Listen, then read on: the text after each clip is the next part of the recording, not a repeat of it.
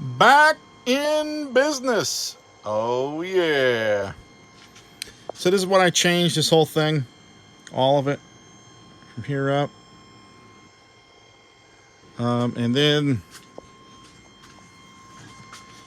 really nice, I just made sure all the wires and cables were all secure and out of the way. And then it just plugged in right there. So pretty easy. I just had to put 2 bolts on the hot end and then 2 bolts on the cover.